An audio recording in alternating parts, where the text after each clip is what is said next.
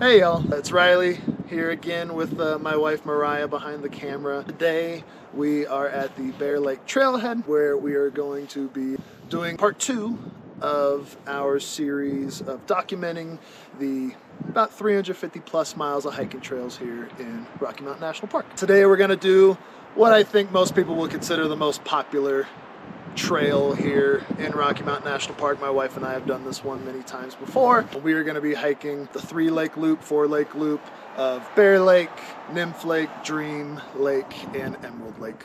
And as a little side quest today, I brought my little trash grabber, and I got a couple little bags, and we're gonna see if we can pick up some trash. Hopefully there'll be nothing. We are still currently in the midst of our government shutdown, and so I figured it'd be a good way to kind of do a small little part and maybe helping keep the park as pristine as possible. Alrighty, let's go get it.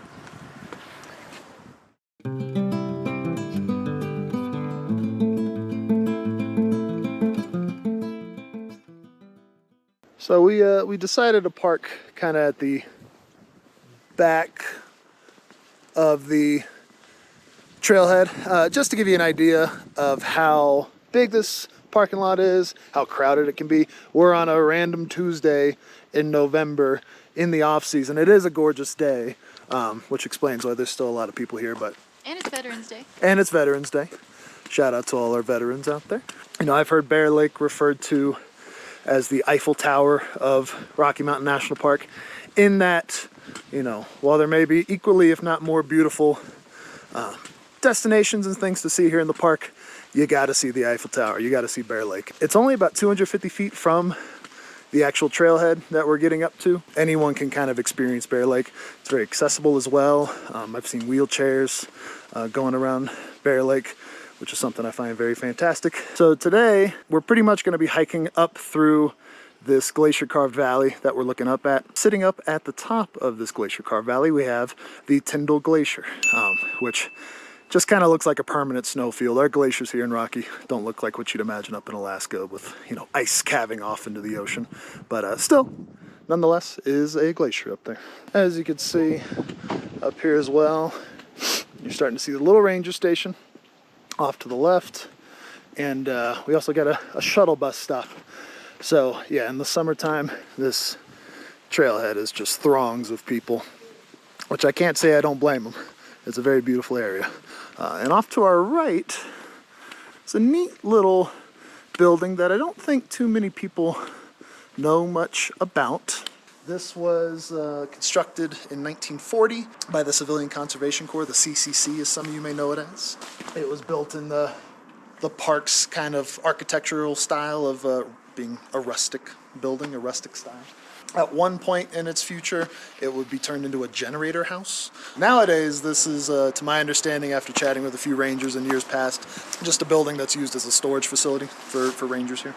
It's pretty neat, and, you know, the Civilian Conservation Corps, you know, they're responsible for a huge amount of the infrastructure that a lot of our national parks have, but I'll just focus on, you know, Rocky Mountain National Park. What it was 1933.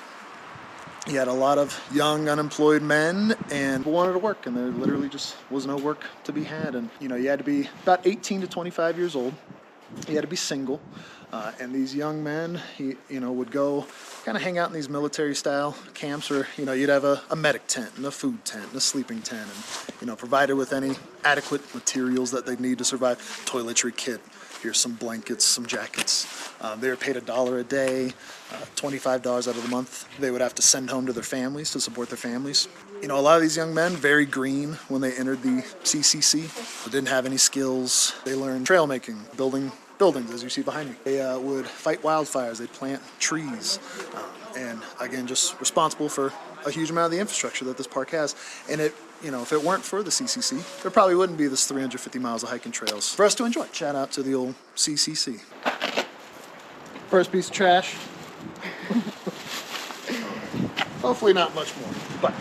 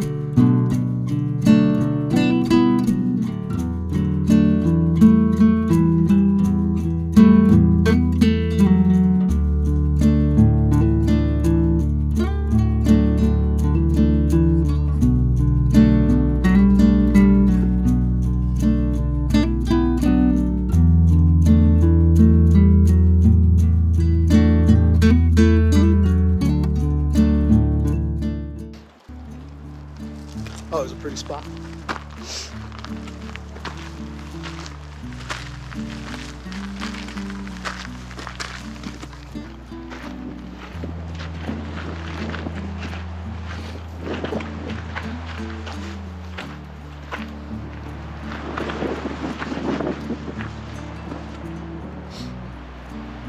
Always trying to practice leave no trace. This is always a very big one. You know, don't etch your initials into the trees or anything. No one cares if J and E loved each other in 2014 or something like that. And it just takes away from the natural beauty, unfortunately.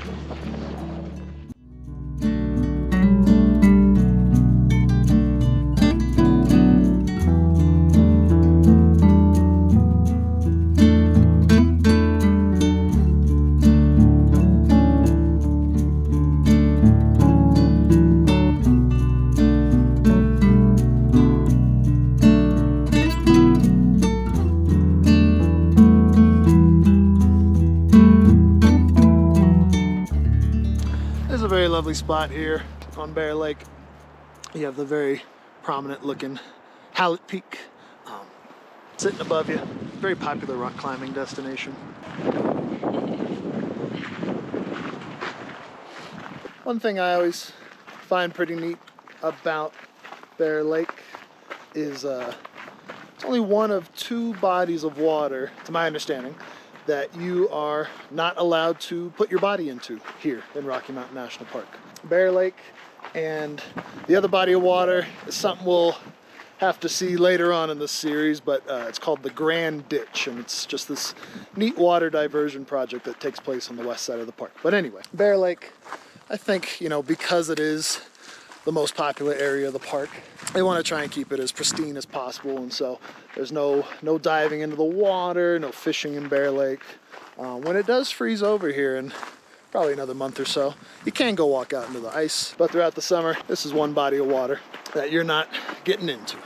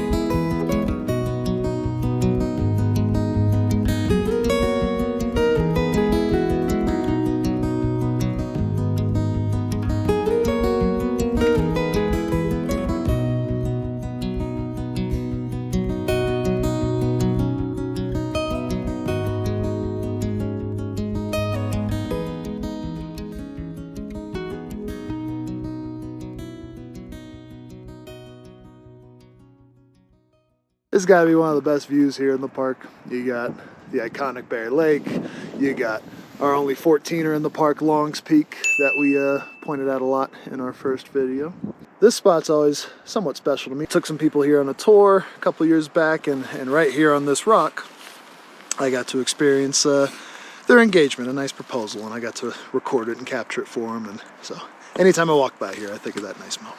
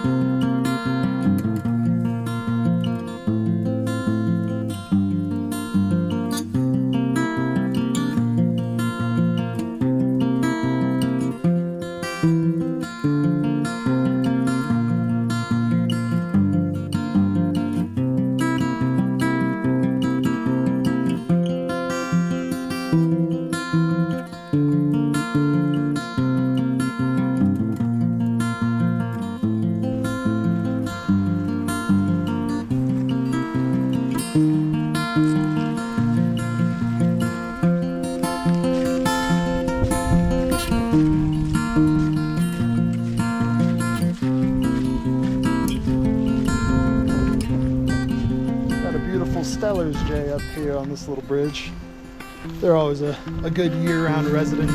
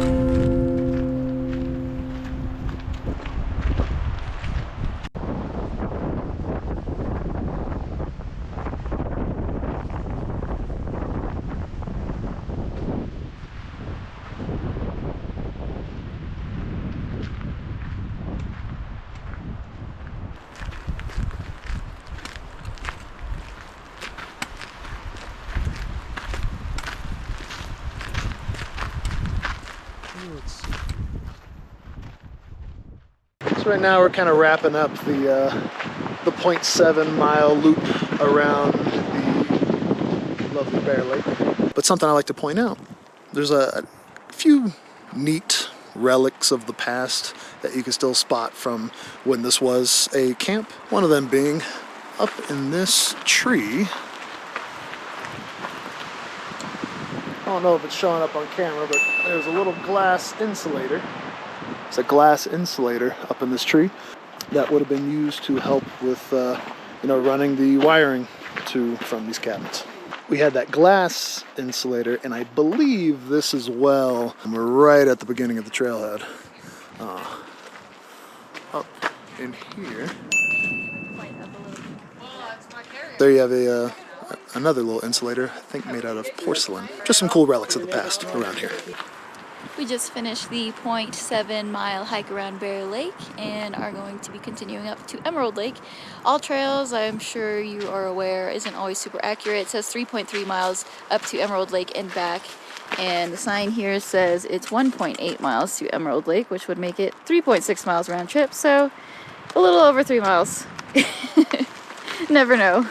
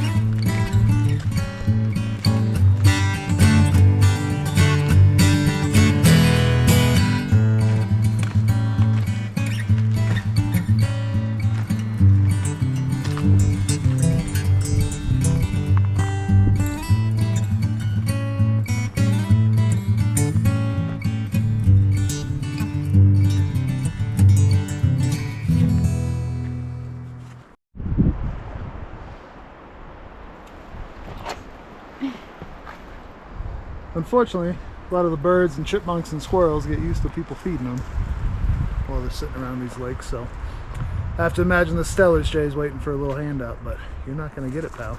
Yeah, that's what I thought.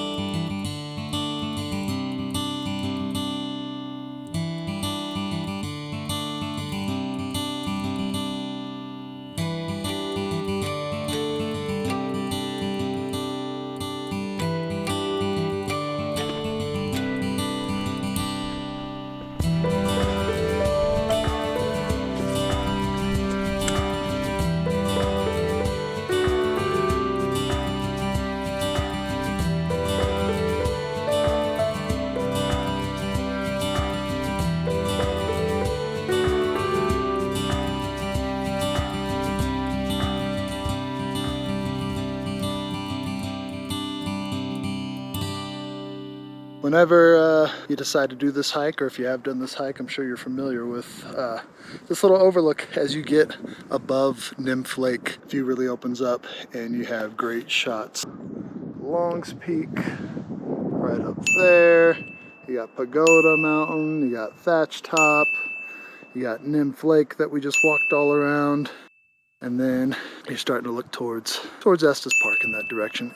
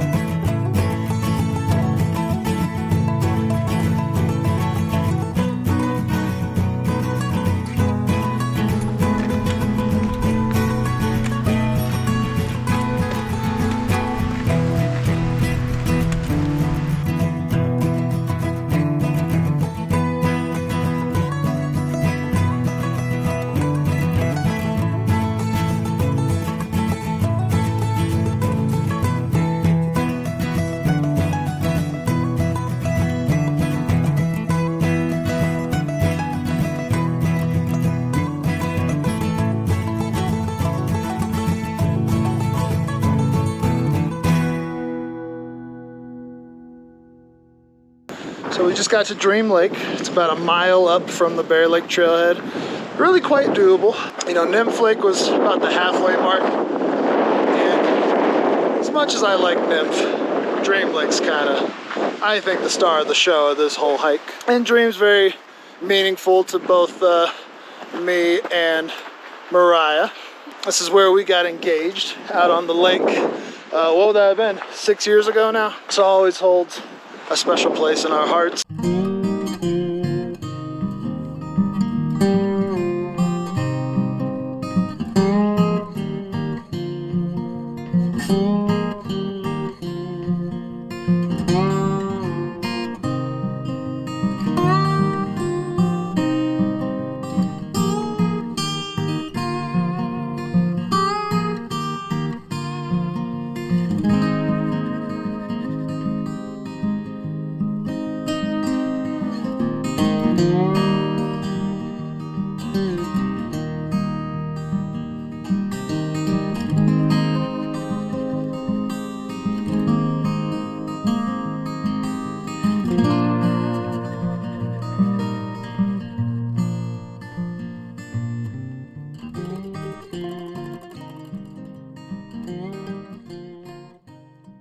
Right here we are on what would be the, I guess, the west end of Dream Lake. Anytime I walk by this little spot, I'm always reminded of the one time a couple years ago, I tried ice skating for the first time out on this lake. Wasn't the greatest idea, and cartoonishly smacked my head on the ice. How you guys doing? Doing fine, how are you? Doing good. I haven't ice skated since, so Mariah's trying to get into ice skating. I've gone on Dream Lake a few times.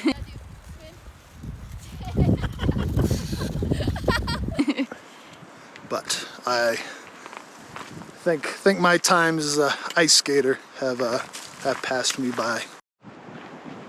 Getting some snow here on the trail as we get into higher elevations.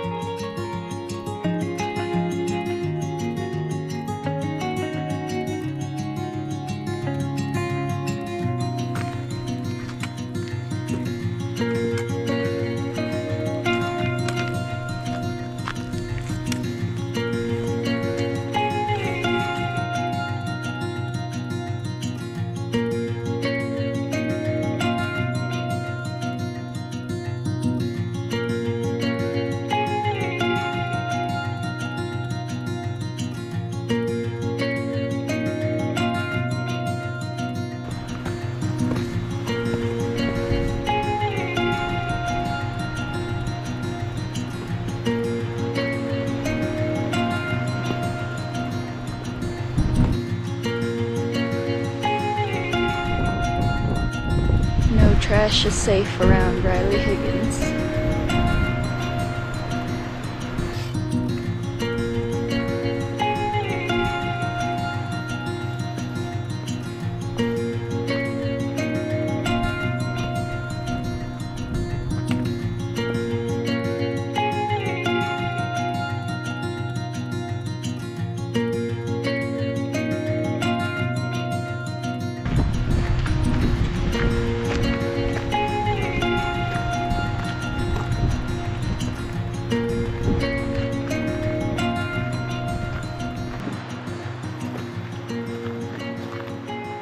So up there, might not be picking up on the camera, but there's what's considered a pretty uncommon bird here in Rocky Mountain National Park. That is a Canada jay.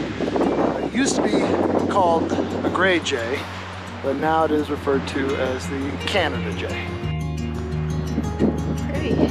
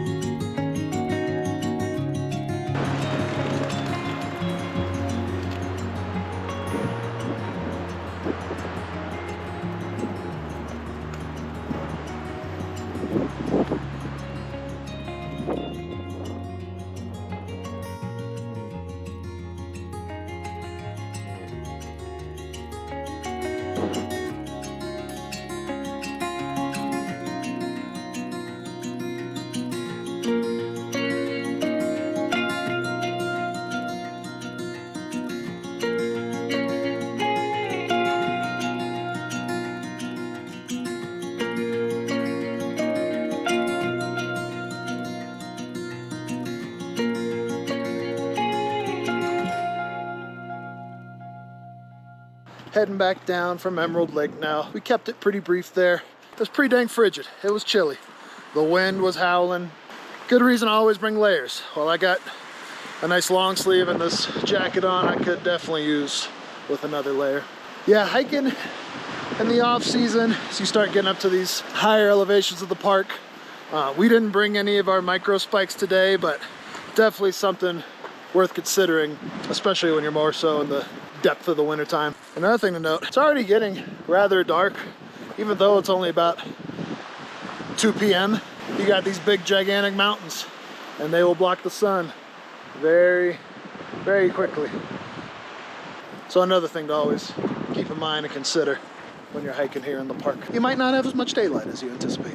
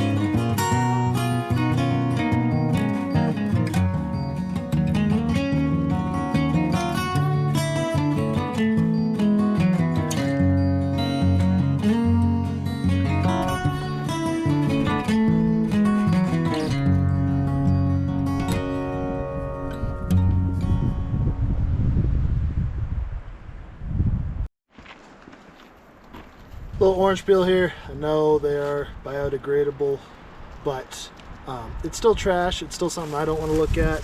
It's still something that, you know, the animals can maybe get and eat, and just who knows. So if you pack it in, pack it out. Easiest rule of thumb.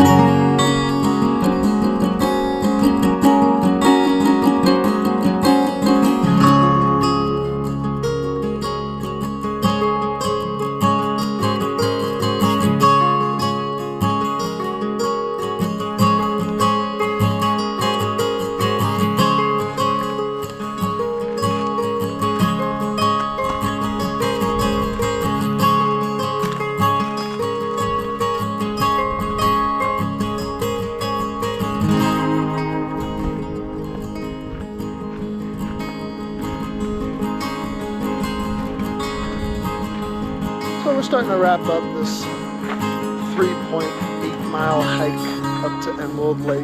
Some closing thoughts.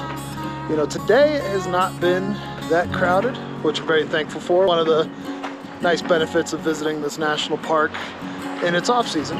Most of the time, it's going to be a very popular trail. There's going to be people everywhere. If that's something you're not into, I don't know if I'd recommend this trail. If you wanted to really get out into nature and solitude, this probably isn't the trail for you. But if you only got a couple days, it's your first time visiting the park, and you don't feel like going on a 8 or 10 mile long hike, I think this trail, this hike packs a punch in that, you know, you're getting, if you add in Bear Lake, you're getting 4 gorgeous lakes to walk around, hang out at. The trail is very well maintained. You know, if you're nervous about hiking out in the mountains, you don't really have to worry too much about feeling like you're totally out there and isolated. There's always going to be some people nearby. Well, it's a very lovely hike.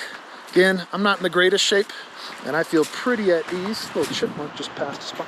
Yeah, you know, we will be back at this Bear Lake Trailhead many a times. A big reason as to why this that trailhead is so popular is just from that trailhead. It's essentially like a little spider web of so many different trails that you can get out on. From that Bear Lake Trailhead, you can probably get to 20 equally, if not more beautiful destinations than what we've seen today. It kind of accommodates all skill levels, and hence why, again, it's probably the most popular area of the park.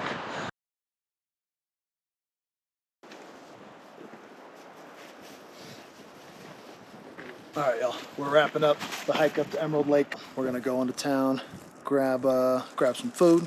You always gotta reward yourself with a little food. Some people like a beer. I'm not quite a beer drinker myself. If you'd like to see more, continue following this little journey that we're trying to showcase and film, please like and subscribe and comment, all that good stuff. It helps the channel grow. Lets us know that you want to continue seeing this stuff. Luckily, wasn't that much trash. We picked up what we could. Food scraps, it was gum, it was some wrappers and granola bars. Only had to use one bag and didn't even have to fill it up. So good on everyone for leaving no trace. And anyway, let's toss it away. And one last thought. Comment what trail you'd like us to do next. Don't make me do Long's Peak yet. I don't want to die. But something a little more on the simple side. Alrighty. Bye.